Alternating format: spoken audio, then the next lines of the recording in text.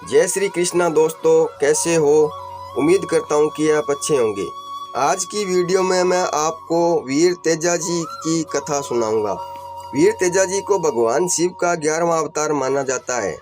तेजाजी का जन्म 1074 ईस्वी विक्रम संवत 1131 को नागौर जिले के खरनाल गांव धोलिया गोत्र के नागवंशीय जाट परिवार में हुआ। इनके पिता का नाम ताहड़ जी और माता का नाम राजकुमारी एवं पत्नी का नाम पेमल दे था। वीर तेजाजी का विवाह अजमेर जिले के पनहेर गांव रायचंद्र की पुत्री के साथ हुआ था। तेजाजी सांपों का देवता, गायों का मुक्तिदाता, काला बाला का देवता, कृषि कार्यों का उपकारक देवता, धोलिया वीर इन नामों से जाना जाता है।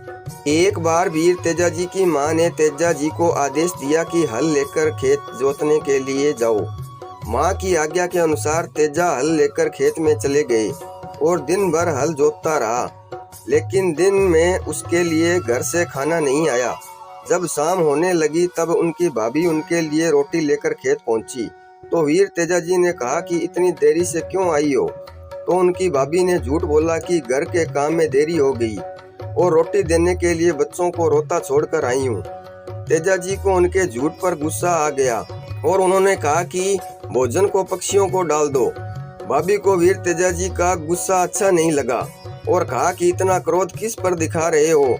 मैं पराई स्त्री हूँ, अपनी पत्नी को तो पियर छोड़ रखी है जो बाप का काम करती है और मुझसे कड़वा बोलते हो। वह भाभी की बात सुनकर घर पहुंचकर अपनी घोड़ी लीलन को कसकर ससुराल पनहेर के लिए चलने लगे। तभी अपशुगुन हुआ तो ज्योतिषी को बुलाकर पूछा गया।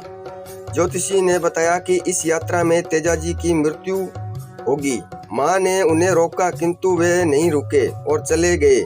जब वे अचानक ससुराल पहुंचे तो उनकी सास गाय का दूध निकाल रही थी तो गाय ने दूध की बाल्टी के लात मार दी। उनकी सास ने बिना देखे ही उनको गालियां देने लगी। इस पर तेजाजी गुस्सा होकर वापस लौटने लगे। तभी वीर तेजाजी की पत्नी पेमल दे ने उन्हें पहचान लिया और उन्हें रोकने के लिए अपनी सहेली लाछा गुजर को भेजा। लाछा ने उन्हें ससुराल वापस चलने को कहा, परंतु वीर तेजाजी ने मना कर दिया। इस पर लाछा गुजरी ने उन्हें अपने घर चलने के लिए मना लिया। उसी रात लाछा गुजरी की गायों को मेर के मीणा चुरा ले गए।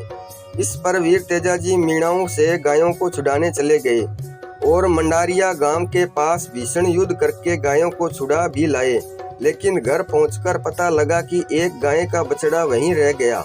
इस पर तेजाजी को पुनः युद्ध में जाना पड़ा। रास्ते में एक स्थान पर आग में एक सांप जलते हुए देखा। वीर तेजाजी ने सर्प को अग्नि से बाहर निकाल दिया। इससे सर्प उनसे गुस्सा हो गया और क्रोधित होकर बोला, सुणक मोटा सिरदार कर दीनो मारी छुटती जून, बचा माने क्यों बचा लीनो। इस पर तेजाजी ने जवाब दिया, थारी बजादी जान बुरो काम कई किणो, तू जस के बदले अपजस किण दर दीनो। इस पर सर्प देवता क्रोधित हो फुंफकारने लगे। उनको डसने की बात कही, लेकिन तेजाजी ने कहा कि अभी मैं गाय के बछड़े को बचाने जा रहा हूँ, वहां से लौट कर आऊं तब मुझे डस लेना। वीर तेजाजी को सर्प देवता ने जाने दिया। वचन देकर बछड़े को बचाने चले गए। इस बार वीर तेजाजी युद्ध में गंभीर रूप से घायल हो गए। बछड़े को मीणाओं से छुड़ाकर लाछा के पास छोड़कर वह सर्प के पास पहुंचे। मीणाओं से लड़ते हुए वह काफी घायल हो गए और उनके अंग से खून निकल रहा था। सर्प उनका इंतजार कर रहा था। मीणाओं से लड़ते हुए तेजाजी का शरीर शत विशत।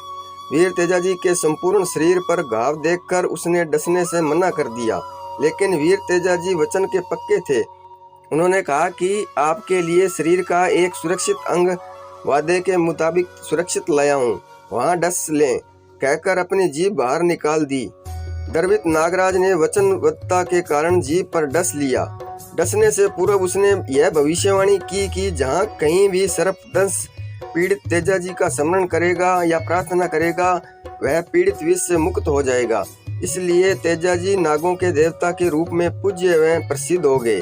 इनकी मृत्यु के पश्चात उनकी पत्नी पेमल दे सती हुई थी। तेजाजी की मृत्यु का समाचार उनकी घोड़ी लीलन के द्वारा उनके घर पहुंचाया गया था।